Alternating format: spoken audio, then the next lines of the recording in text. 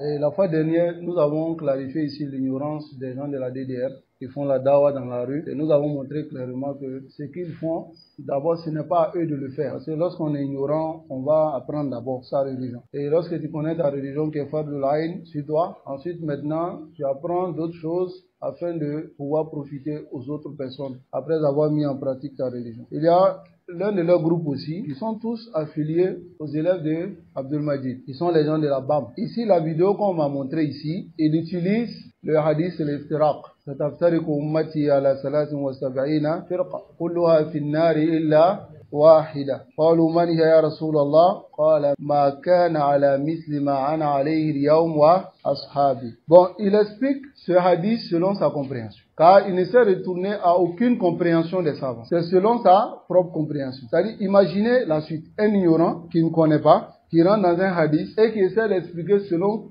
sa compréhension. Regardez le mal qu'il va créer autour de lui.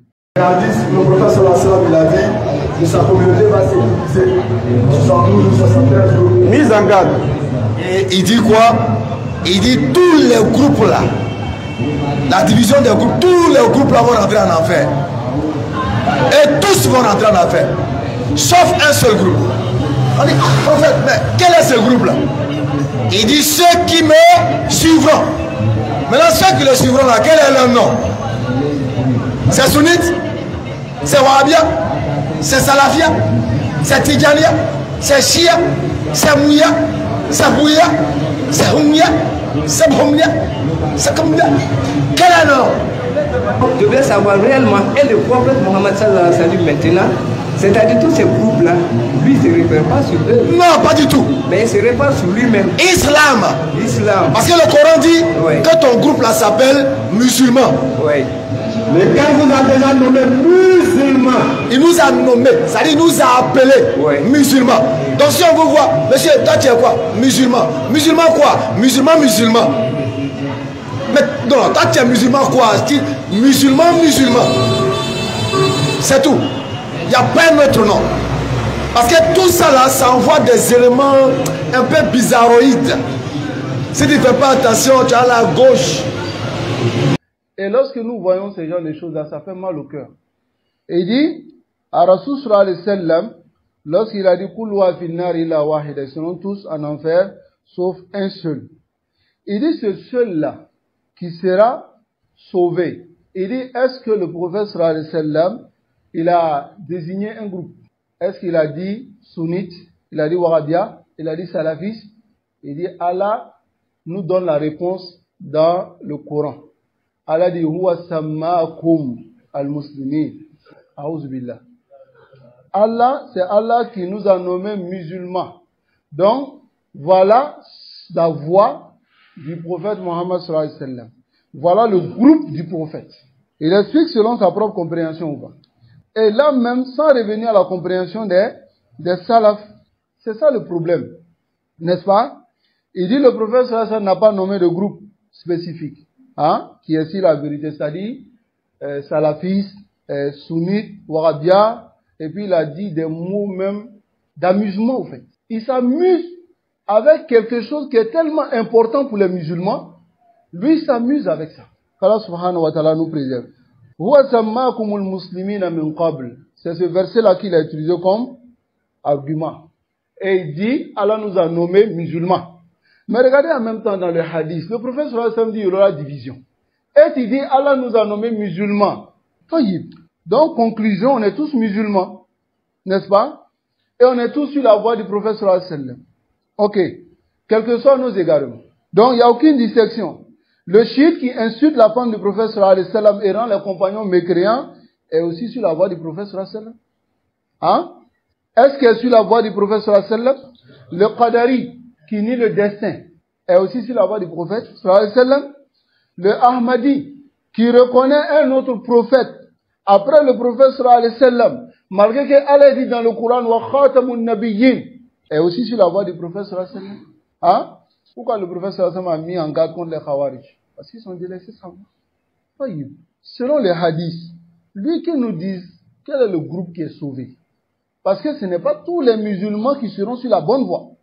Le prophète sallallahu alayhi wa sallam dit la communauté va se diviser en combien de groupes? 73 groupes. kulluha finnar. Est-ce que ceux qui sont en enfer, ces 72 qui sont en enfer, ils ne méritent pas aussi ce nom de huwa sammakumul muslimin? Hein?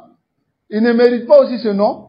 Ou bien, quand on généralise la chose pour dire, bon, c'est le seul nom que Allah subhanahu wa ta'ala nous a donné dans le Coran, donc on se contente de ce nom-là. Ces noms qui sont à côté, salafisme, wahhabia, ces noms qu'il a cités là, il dit ce sont les noms qui nous apportent des problèmes. Allahu musta'an. La réponse se trouve même dans le même hadith. N'est-ce pas? Le prophète sallallahu alayhi wa sallam dit, ma man kana ala misli ma ana alayhi wa ashabi.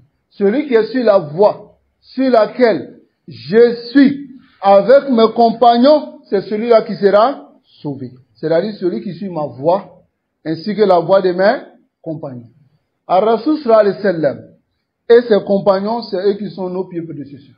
N'est-ce pas? Et voilà pourquoi on s'affilie à eux. En arabe, lorsqu'on dit as-salafu, as-salih, ça veut dire quoi?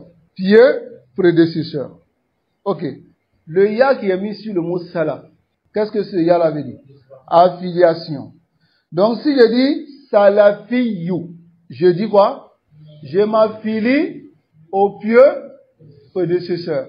Comme il y aura la division dans la communauté, le prophète sallallahu alayhi wa sallam dit aux musulmans, suis ma voie et la voie de mes compagnons. Donc toute personne qui s'affilie à cette voie, il est salafi. Ou bien il n'est pas salafi. Il est salafi, n'est-ce pas? qu'Allah nous accorde la compréhension. Ensuite, si cette division n'était pas arrivée, est-ce que les gens auront besoin de se nommer salafi, ou bien sunni? C'est le prophète sallallahu alayhi wa sallam qui nous demande même de nous démarquer. Que le musulman se démarque après l'apparition des égarements. N'est-ce pas? Il a dit, man ya'ish minkum fasayara ikhtilafan kaseeran. Dans le hadith d'Abi Najih, Irbad ibn Sariya. Il dit, celui qui vivra parmi vous verra beaucoup de... Et qu'est-ce qu'il a dit? Alaykum bis sunnati. La divergence qui va arriver, ça va arriver entre qui? Musulmans chrétiens, ou bien c'est musulmans. Mais il vous dit que la division va arriver dans sa communauté. Donc maintenant, ça c'est le mal, la maladie. Voici le remède maintenant. Il dit, fa'alaykum bis sunnati. Il a dit quoi ici? Sunna.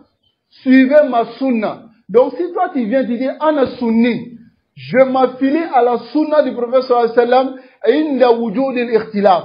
Lorsqu'il y a des divergences parmi les musulmans. Est-ce que tu es en erreur? Qu'Allah nous préserve de l'égarement. Ici, comme les Arabes ils disent, ma yaf'alul jahilu bi nafsihi ma la yaf'alul aduwu bi aduwu. Ce que l'ignorant fait à sa propre personne, même l'ennemi ne peut pas lui faire. Ou l'ennemi ne peut pas faire à son ennemi. D'abord ici, au lieu d'approcher les gens de science pour comprendre le hadith et pour te sauver toi-même, tu décides d'expliquer le hadith selon ta propre compréhension. Regarde dans le problème dans lequel ton ignorance te met. D'abord, dans deux problèmes. Le premier problème, c'est que tu te mets en danger par la mauvaise compréhension de ces hadiths.